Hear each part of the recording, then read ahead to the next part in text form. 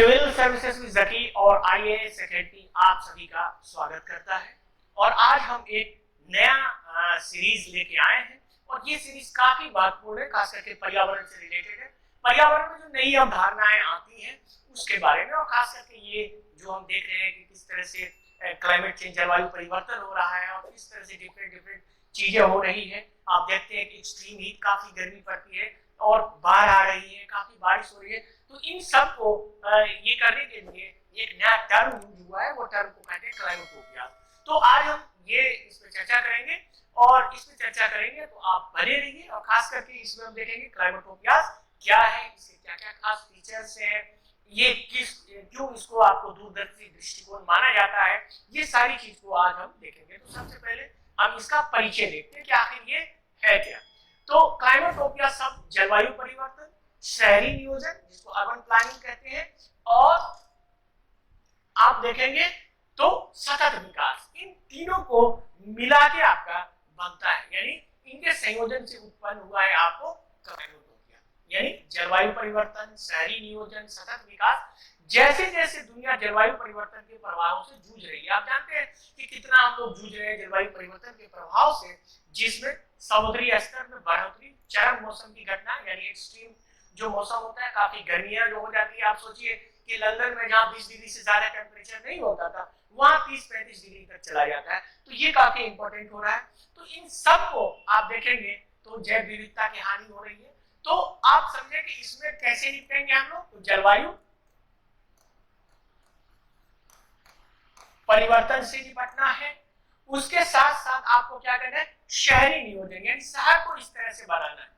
शहर को कैसे बनाना है, शहर को ऐसा नहीं बनाना है कि अंधा डेवलपमेंट करना है, शहर को इकोलॉजिकल तरीके से बनाना है, यानी आप उसको सतत विकास यानी सस्टेनेबल तरीके से। तो सतत विकास, ऐसा विकास नहीं करें कि आप तक ही सीमित हो, ऐसा विकास हो जो आपके आने वाले फ्यूचर तक सीमित हो। इसीलिए इसको फ्यूचरिस्टिक कॉन्सेप्ट कहा गया है, भविष्य में आने वाला। और जानते हैं कि जो आपका कॉम्पिटिटिव एग्जाम है वो आपका काफी करंट से जुड़ा होता है, तो वैसे कॉन्सेप्ट जो एकदम नए होते हैं वो कॉन्सेप्ट हम आपके लिए आज लाए और इसी तरह से लाएंगे। तो बेसिकली आप देखेंगे क्लाइमेटोपिया दो शब्दों से मिलकर बना है। क्लाइमेटोपिया जो है वो दो शब्दों से मिलकर बना है, क्लाइमेट और यूटोपिया। अब क्लाइमेट देखेंगे, क्लाइमेट जिसको कहते हैं जलवायु, जिस जलवायु परिवर्तन से हम जूझ रहे हैं, इससे हम अपने क्लाइमेट को कैसे बचा पाए, कैसे परिवर्तन होने से बचा पाए। और दूसरा है यूटोपिया। दूसरा क्या है, यूटोपिया। अब यूटोपिया क्या है, यूटोपिया जो है एक इमेजिंग सोसाइटी है, यानी ऐसा सोसाइटी जिसमें सभी लोग आदर्श स्थिति में हो, यानी जो आप देख रहे हैं उस तरह से। यानी हम लोग 100% आदर्श स्थिति में नहीं पहुंच सकते, लेकिन कुछ तो आदर्श स्थिति में हम जाना पड़ेगा।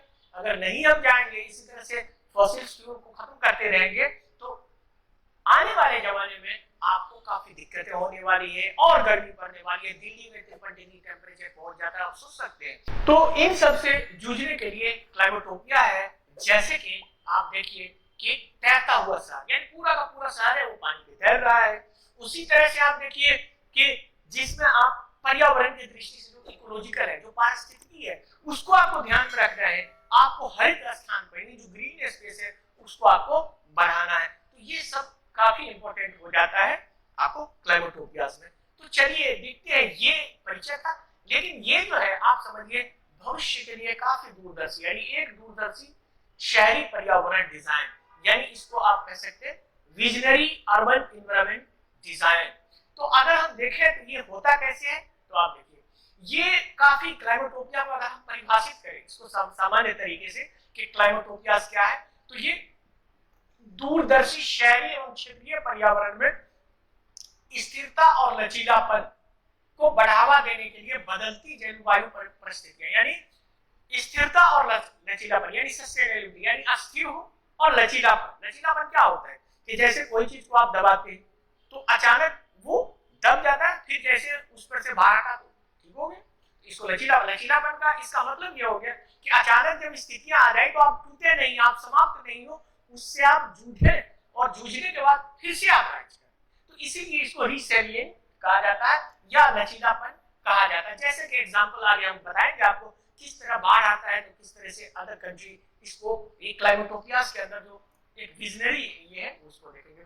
और इसमें आप क्या किया जाता है, इसमें आप देखेंगे बदलती जलवायु परिस्थितियों के साथ साथ उन्नत तकनीक, पारिस्थितिकी सिद्धांत जो इकोलॉजिकल प्रिंसिपल है, पारिस्थितिकी का सिद्धांत है, उसको फॉलो करते हुए, ऐसा नहीं कि आप जबरदस्ती जो भी मन वो कर रहे हैं वो। और सामुदायिक सहभागिता, जो हमारी कम्युनिटी है उसका भी सहभागिता लेना बहुत जरूरी है। जैसा कि आप जानते हैं कुछ एरिया, आदिवासी एरिया में आप जाएंगे, जंगल में जाएंगे, तो वो लोग सदियों से इन्वायरमेंट के साथ अपने आप को तालमेल करके रख रहा है। वो ग्लोबल वार्मिंग वहां उनको ज्यादा प्रभावित नहीं करता है, लेकिन हम लोग जब शहरी प्लानिंग करते हैं तो वो सारी चीजें छोड़ देते हैं। तो इसीलिए जो सामुदायिक सहभागिता है ये भी काफी महत्वपूर्ण आपका हो जाता है। तो इसमें जो आप देखेंगे ये जो विजनरी अर्बन एनवायरनमेंट में, तो इसमें सिर्फ ये नहीं है कि आप क्लाइमेट से फाइट करें, बल्कि जो इंसान है उसके लाइफ को भी, जीवन की गुणवत्ता को भी बढ़ाना होता है। उसके जो जीवन की गुणवत्ता है, जो वहां के लोग हैं उनके जीवन की गुणवत्ता को भी हम इसमें संभालते हैं, करते हैं। तो इसको आप इस तरह से देखिए किस तरह से हम लोग एक साथ करते हैं। जैसे कि इस एक छोटे से फिगर से आप समझ सकते हैं, जैसा कि आप जानते हैं कि ये फोटो 1000 शब्द कहते हैं, तो इसमें देखिए हम किस तरह से कटिंग एज टेक्नोलॉजी कर देते हैं। जैसे सपोज कीजिए स्पेस साइंस हो गया, उसका हम लोग यूज करेंगे।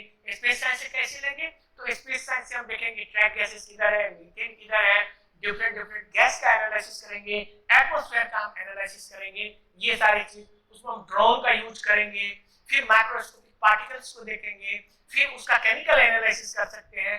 उसके साथ हम जेनेटिक जो है उसका भी उपयोग कर सकते हैं, जेनेटिक्स का भी उपयोग कर सकते हैं। उसी तरह से जो है इन्वायरमेंटल फिल्टरिंग्स, जैसे कि सपोज कीजिए किस तरह से ग्रीन स्पेस बढ़ाएं, किस तरह से हम और ये फाइट करें क्लाइमेट चेंज से, जैसे कि फॉरेस्ट फायर है उससे हम कैसे बच सकते हैं। ये सारी चीजें जो है काफी इंपॉर्टेंट है, क्योंकि ये सारी चीजें एक दूसरे से आपको जुड़ी हुई है, तो ये काफी इंपॉर्टेंट आपका हो जाता है। आगे चलते हैं हम इसी में तो क्लाइमेटोपिया की मुख्य विशेषता, तो क्या है इसकी प्रमुख विशेषता, इन विशेषताओं को हम देखेंगे। और ये जो हम आपको प्रस्तुत कर रहे हैं ये मुख्य परीक्षा की दृष्टि से भी अत्यंत महत्वपूर्ण है। अगर आप मुख्य परीक्षा दे रहे हैं, किसी भी आईएएस का दे रहे हैं या किसी भी पीसीएस का दे रहे हैं, तो उसमें ये काफी इंपॉर्टेंट है, खास करके पर्यावरण के दृष्टिकोण से। तो ये डिजाइन को देखेंगे तो अक्सर अत्याधुनिक वस्तु शिल्प का डिजाइन किया जाता है, यानी एकदम मॉडर्न टेक्नोलॉजी का यूज किया जाता है कि किस तरह हम सी लेवल राइज हो रहा है तो उससे हम बचे। इसमें तैरता शहर, यानी शहरी पूरा तैर रहा है, उसका एग्जांपल है लिली पैड सिटी या उभयचर एम्फीबियस घर, यानी ऐसा घर जो लैंड पे भी हो और पानी पे भी हो, दोनों पे हो, उसको उभयचर या एम्फीबियस हम लोग कहते हैं।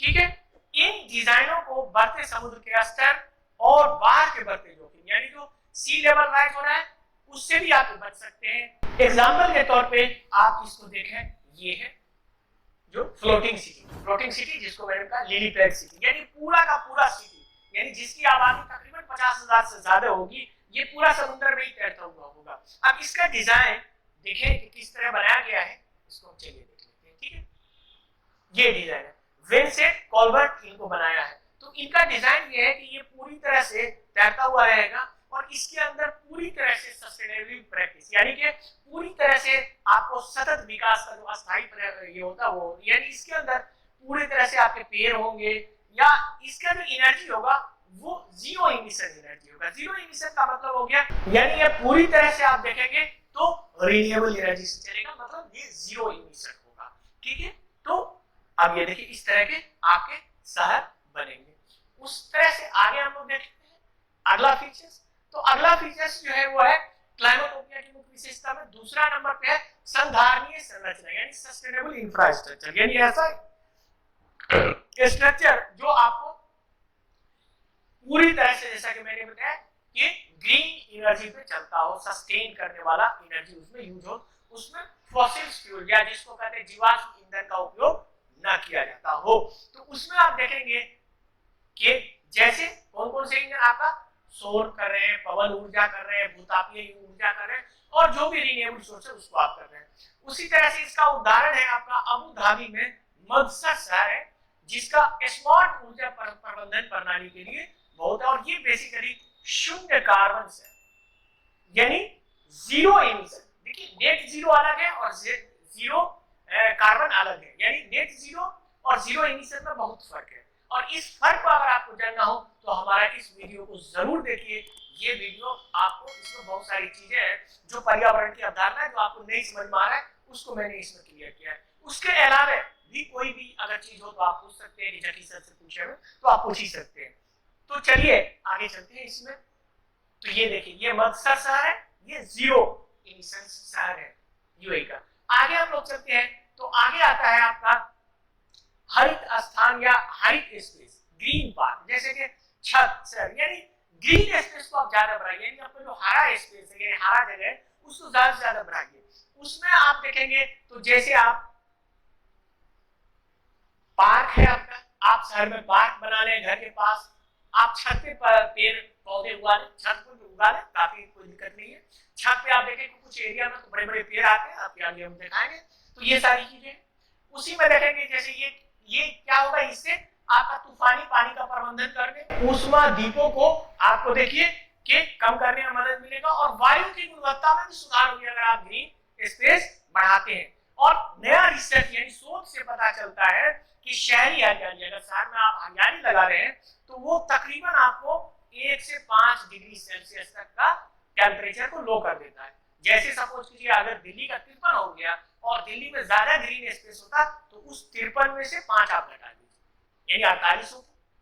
ठीक है, तो उसी तरह से अगर 40 डिग्री है कहीं का टेम्परेचर, उसमें और 5 डिग्री घटा दीजिए, यानी 35 होता। तो 1 से 5 डिग्री का आपका कमी हो जाएगा इसमें अगर आप करेंगे, तो ये काफी इंपॉर्टेंट आपका होता है।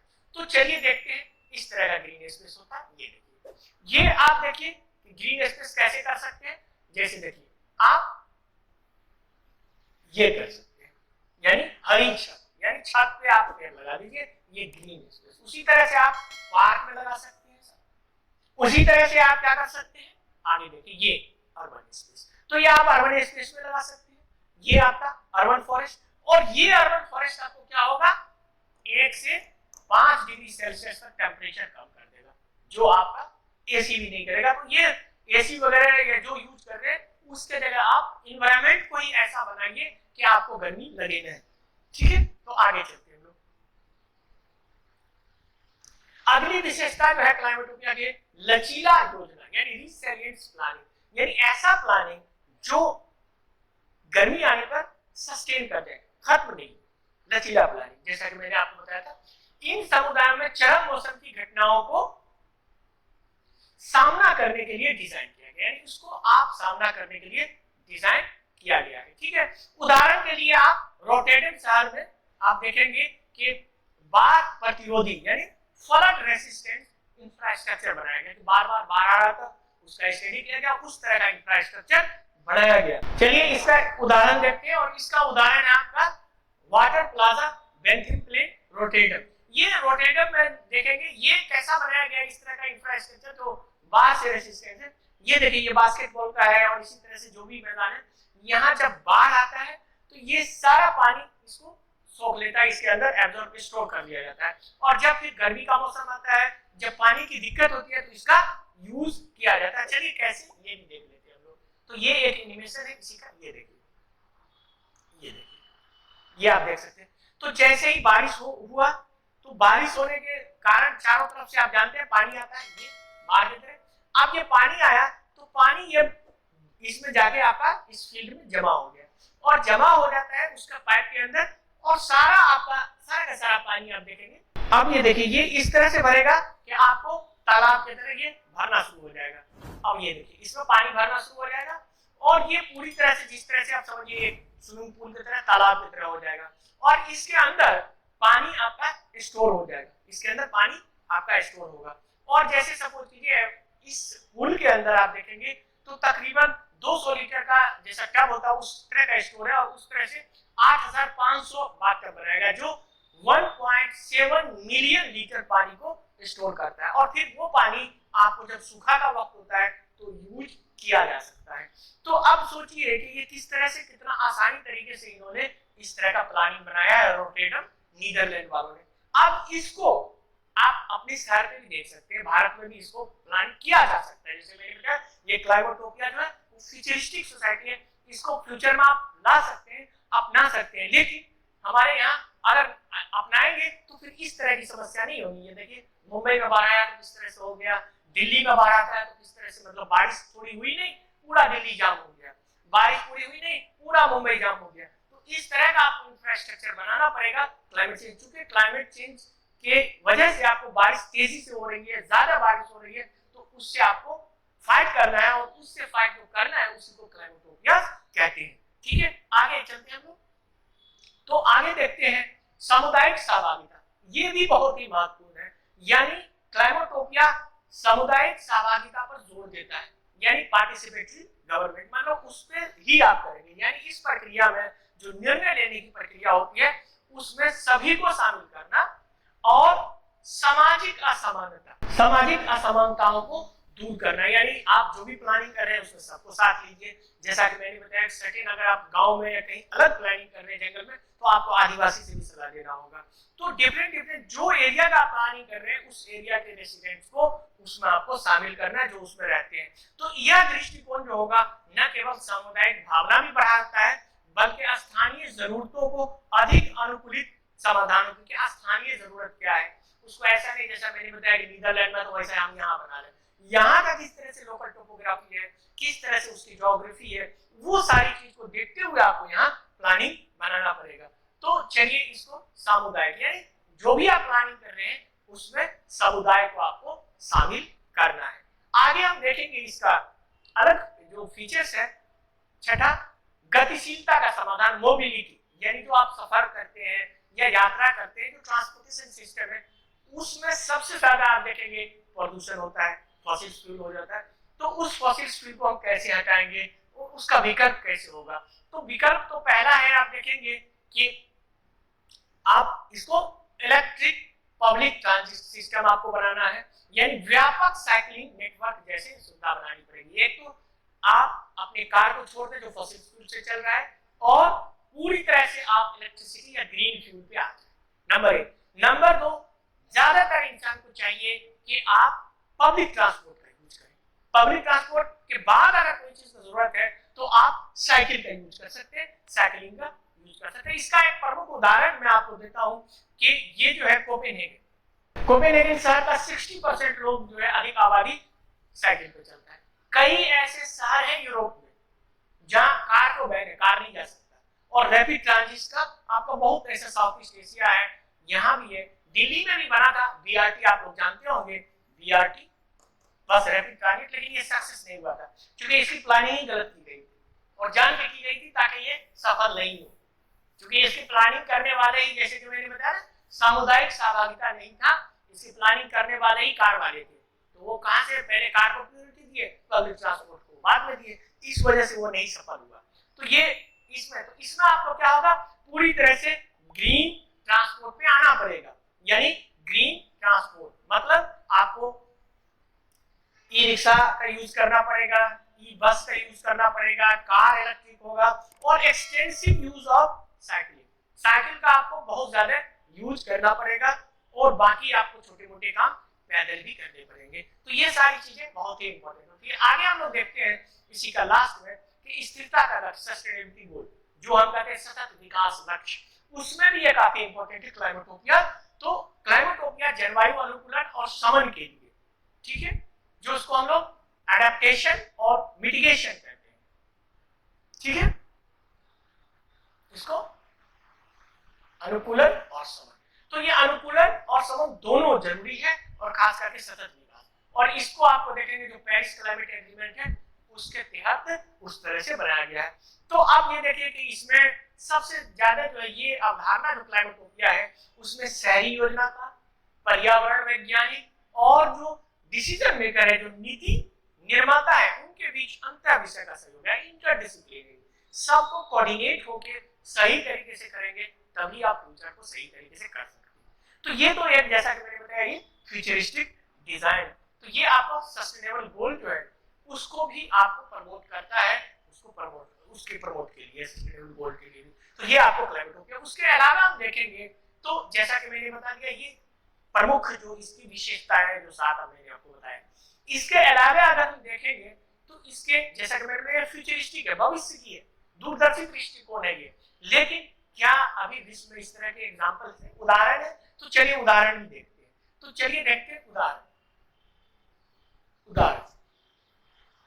तो क्लाइमेटोपियाज के उदाहरण, तो इसमें आप देखेंगे क्लाइमेटोपिया के बहुत इस तरह के उदाहरण है आप देखेंगे। तो यहाँ इसमें सबसे महत्वपूर्ण है, आप देखेंगे सोंगडो इंटरनेशनल बिजनेस डिस्ट्रिक्ट। ये कहाँ है? दक्षिण कोरिया में। यह ऐसा स्मार्ट शहर है कि इसने वेस्ट मैनेजमेंट का बहुत, यानी जो पूरा प्रबंधन उसका बहुत अच्छा किया। यानी गंदे पानी को साफ करके रिसाइकिल करना, उसके बाद पूरा प्रबंधन बहुत अच्छा से करना, और जो समुद्र में जमीन चली गई थी उसको फिर से पुनर्बहाली करना, रिक्लाइम करना, ये सारी चीज करके और फिर अपने शहर को इस तरह से खूबसूरत बना दिया। तो ये है क्लाइमेटोपिया, यानी आपको इकोलॉजिकल प्रैक्टिस करते हुए अपने शहर को काफी, और इसमें सबसे प्लस पॉइंट है कि सारा चीज आपको ग्रीन एनर्जी पे यूज किया जाता है। तो इस तरह का एक एग्जांपल है। दूसरा एग्जांपल हम आपको देते हैं, दूसरा उदाहरण देते हैं आपका। दूसरा उदाहरण है महान हरिद्वार अफ्रीका का साहित्य जंगल। तो ये आप देखेंगे मरुस्थलीकरण से निपटने के लिए काफी इंपॉर्टेंट है, और ये समुदाय को आर्थिक स्थिति से भी दृढ़ करेगा। और इसके बारे में अगर और जानना हो कि ये महान हरिद्वार क्या है, तो इस पर मेरा ये वीडियो है, आप लोग बहुत देखे भी है, और जो नहीं देखे तो वो जरूर देखिए। ये वीडियो काफी इंपॉर्टेंट है कि किस तरह से डिजर्टिफिकेशन होता है, ये ग्रेट ग्रीन वॉल क्या है, क्या इस तरह का वॉल इंडिया और चाइना भी बना रहा है। तो ये सारी चीजें आपके लिए काफी इंपॉर्टेंट होने वाली है। तो चलिए तीसरा एग्जांपल देखते हैं इसका। तीसरा एग्जांपल वो है मालदीव का फ्लोटिंग सिटी, यानी मालदीव का तैरता हुआ शहर। और ये शहर आप देखेंगे मालदीव में, जिनमें जलवायु परिवर्तन के कारण बढ़ते समुद्र स्तर की ज्वलंत समस्या को समाधान करने के लिए डिजाइन किया गया है। तो ये है आपका मालदीव का फ्लोटिंग सिटी। और ये बेसिकली आप देखेंगे तो ये जो मालदीव का फ्लोटिंग सिटी है, ये एक लेगून पे बनाया गया है। ये एक लेगून पे बनाया गया है। तो ये आप इस तरह से देख सकते हैं। तो जैसा कि मैंने आपको बताया, ये सारे उदाहरण है, और ये जो क्वेश्चन है ये मुख्य परीक्षा के लिए काफी इंपॉर्टेंट है, और ये इससे पीटी में भी आपको बहुत सारे क्वेश्चन आने वाले हैं, चाहे वो बीपीएससी हो या यूपीएससी हो या यूपीपीसीएस हो, सब में आपके लिए काम आएगा। तो इसका निष्कर्ष निकालते हैं, कंक्लूजन। तो क्लाइमेटोपिया भविष्य के लिए एक आशावादी दृष्टिकोण है, यानी इस दृष्टिकोण को अपना के, इन विजनरी प्लान को अपना के आगे भविष्य में हम क्लाइमेट चेंज और एक्सट्रीम वेदर से लड़ सकते हैं। और इसमें क्या है, इसमें खास बात आप देखेंगे कि इसको जो डिजाइन किया गया है क्लाइमेटोपिया में, इसमें है दूरदर्शिता तो होगा ही, उसी तरह से इस तरह से डिजाइन किया गया है कि जिसमें आप देखेंगे कि इस मॉडल में आप देखेंगे लोग और पृथ्वी, यानी हम पृथ्वी का भी ख्याल रखें और लोग का भी ख्याल रखें। ऐसा नहीं हो कि हम लोग को एकदम छोड़ दें और चंद लोग बहुत अच्छा हो और ज्यादातर लोग नहीं, उन सबको शामिल करते हुए इनइक्वालिटी को भी कम करने का प्रयास करें। और साथ साथ क्लाइमेट चेंज में जो हमारा, जिस तरह से आप देखेंगे ज्यादातर जो दोहन होता है हमारे प्लैनेट्स का, सारा का दोहन ज्यादातर देखेंगे अमीर लोग करता है, ऊपर के लोग करते हैं, यानी उसका जो कार्बन फुटप्रिंट है ज्यादा होता है। तो हम लोग कार्बन फुटप्रिंट को भी कम कर सकते हैं। ये सारी चीजें तो कैसे कर सकते हैं, उसके लिए आप ग्रीन स्पेस बनाइए, छत पे पौधे लगा सकते हैं, ग्रीन पार्क बना सकते हैं। उसी तरह से आप देखेंगे तो जिस तरह से सस्टेनेबल वेस्ट मैनेजमेंट है, कूड़े का बहुत अच्छा से प्रबंधन, आप देखिए ये पहले कूड़ा था और देखिए किस तरह से रिक्लाइमेट कर दिया गया, तो कितना अच्छा लग रहा है। उसी तरह से आप देखेंगे तो जो इकोलॉजिकल प्रैक्टिसेस है, यानी जो हमारी परिस्थितियां हैं, उनको आप इस तरह से कर सकते हैं। तो ये सारी चीजें काफी इंपॉर्टेंट था। तो चलिए आप सभी ने वीडियो देखा, वीडियो देखने के लिए आप सभी का बहुत बहुत शुक्रिया। पर्यावरण से संबंधित कोई भी क्वेश्चन हो आप जरूर हमसे पूछें, जकी सर से पूछिए, मैं वो आप लोग जानते ही हैं। उसके अलावा कि जैसा मैंने आपको शुरू में ही बताया है, ये आईएएस एकेडमी और सिविल सर्विसेज की दोनों के प्रयास से ये वीडियो आप लोगों के पास पहुंच रहा है। और आईएएस एकेडमी अभी लॉन्च किया है बीपीएससी के लिए, बिहार लोक सेवा आयोग के लिए, और ये बीपीएससी काफी इंपॉर्टेंट है। आप इस बार जान रहे हैं कि काफी सीटें निकली है, तो बीपीएससी का आप जो भी इसमें है तो इसमें कोर्स आप ज्वाइन कर सकते हैं। ये कोर्स काफी इफेक्टिव कोर्स है, और ये आपके बीपीएससी का पीटी निकालने की गारंटी समझ लीजिए। आप जानते हैं हमारे चैनल के बारे में विश्वसनीयता के लगातार यूपीएससी 3 साल से आपका दे रहा है 21+ क्वेश्चन, आप पीछे चेक कर सकते हैं। तो इसी तरह ये बीपीएससी के लिए काफी इंपॉर्टेंट कोर्स है, इस कोर्स को आप ज्वाइन कर सकते हैं आईएएस एकेडमी में, तो आप आईएएस एकेडमी ज्वाइन करें। तो चलिए, वीडियो देखने के लिए आप सभी का बहुत बहुत धन्यवाद। मिलेंगे अगले एपिसोड में नए कॉन्सेप्ट के साथ, नए इन्वायरमेंटल कॉन्सेप्ट के साथ, जो कॉन्सेप्ट रिसेंट में इमर्ज हुआ है, यानी हाल फिलहाल में वो आया है। आप जानते हैं ये करंट अफेयर्स हर कॉम्पिटिटिव एग्जाम के लिए बहुत ही महत्वपूर्ण है। तो वीडियो देखने के लिए आप सभी का फिर से एक बार शुक्रिया।